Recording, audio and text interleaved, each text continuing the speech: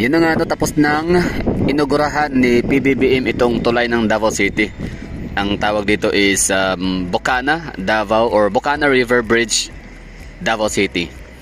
So ito siya ang pinaka-iconic, no, pinakamagandang river bridge sa buong Pilipinas. Dahil sa kanyang disenyo. Pero yun na nga, no, bali sa loob lang ng 30 minutes natapos na yung inauguration ni PBBM ho dito, around mga 10:30 natapos, no. So lumipad na siya agad kung saan man siya pupunta. So naka-chatter siya kanina. So ngayon curious ho tayo, no, kung ano nga ba sinabi ho niya sa kanina, no, diyan sa tulay habang siya ay nag-i-inspect or nag-inaugurate, no. Siyempre namangha siya, no, sa gawang Duterte, the best talaga pag Duterte. Pero siyempre inangkin naman niya, nilagyan ba naman ng ano, no, build better more BBM. Di ba? Anyway, so pakinggan ho natin yung kanyang sinabi kaninang umaga nung siya andyan na. Andito ngayon tayo sa Bocana Bridge. Nakakatapos. It is a 1.3 kilometer bridge. Kasama ito sa buong bypass na ginagawa around Davao City. At ito'y sinasabi, ang estimate natin na ang biyahe na dati halos 2 oras ay mababawasan, magiging mga 25 minutes, 20 minutes na lang. Kaya't malaking ginhawa. Lalong-lalo na ay ngayon na magpapasok tayo. Alam naman natin nangyayari sa traffic. Kaya ito ay magagamit. We will open the bridge on the 15th, December 15, gagawin na. Matatapos yung buong bypass by December 2027. So tuloy, tapos na lahat ito all the way. Kaya ito ay nagsimula, na-approve ito noong July ng 2022. Nagsimula ito ng 2023, early 2023. Late 2023. I'm sorry, late 2023 kasi mga approval. At ngayon ay tapos na. Kaya natulungan naman tayo ng ating mga Chinese na contractor dahil ang ganda ng technology nila, kaya napakabilis. At marunong talaga sila magpatayo ng magandang tulay, magandang infrastructure na mabilis at nasa tamang gastos, nasa tamang presyo. So this is one of the 4 major projects that our legacy projects that we will be finishing in Davao and its environs. So nakatapos na tayo, yung marami na tayong nabuksan na section dito. And this will be now another major part of this bypass road. So I'm congratulating the DPWH for their good attention to this matter, and lahat ng nagtrabaho rito, congratulations. At we're looking forward to December 15 kung kailan meron ng dadaan na traffic dito. Thank you. Good morning. Yun na nga, no, at napakinggan na ho natin yung speech sinabi ni PBBM, no, tungkol sa tulay na to sa Bocana Davao City River Bridge or Bocana River Bridge, Davao City. So mga nabanggit niya doon, wala man na tayong narinig na sinabi niyang thank you, no, kaya Pangulong Duterte dahil sa kanyang build project, flagship project ay nagkaroon ng ganito kagandang tulay sa Davao City.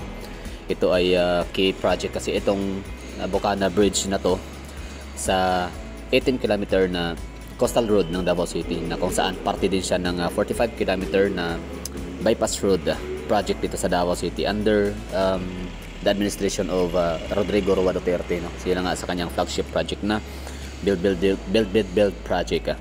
So ngayon ang nilagay ho dito ni BBM ay build better more, no, sa mga karatula dyan sa may tulay. At sinabi naman niya, pinapasalamatan niya yung DPWH. So okay din naman, no, in some point okay din. Tapos yung China naman, pinasalamatan niya rin, gano'n, no. Inaklaris naman niya ang China, pero alam nyo talagang ano, no, magsasalita siya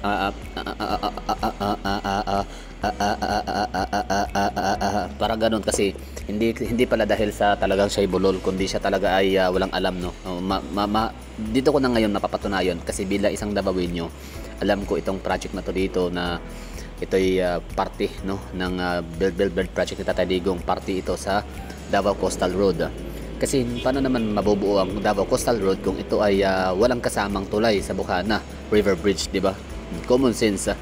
So Coastal Road siya. So kasama yan sa sketch, kasama yan sa plano, no, or kasama siya sa proposed or kasama siya sa drawing sa blueprint ng Davao Coastal Road.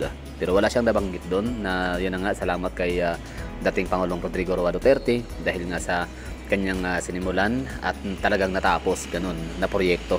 O, kahit paano, sana sinabi ni PBBM no, na kahit wala akong kwentang presidente, kahit wala akong nagawang proyekto sa taon na to, I mean sa aking administrasyon sa aking terminong to, kahit puro lang ako mga flood control project scam, at least man lang meron akong mga photo ops, no, and mga photo ops, no? Mga pakitang tao, mga credit grabbing. So salamat kay PRRD kasi kahit paano, no, wala man akong silbi, palpak man ako, walang kwentang presidente, walang nagawang proyekto gaya nito. At least salamat kay PRRD kasi meron akong maipakita sa publiko na kahit paano mayroong natapos sa aking termino kahit hindi ako yung may gawa. Parang ganun sana dapat. Hahanga pa ako. Ako pa'y sasaludo siguro. Kaso nga lang, hindi naman ganun siya na klase sa tao, no? Ano nga siya, ungrateful. Kung si Jam Magno pa, ungrateful little ganun. So, siya yan, no, ungrateful, no? Walang, ungrateful na nga, traitor pa, di ba? Kasi nga, ungrateful. Paano natin nasabing ungrateful?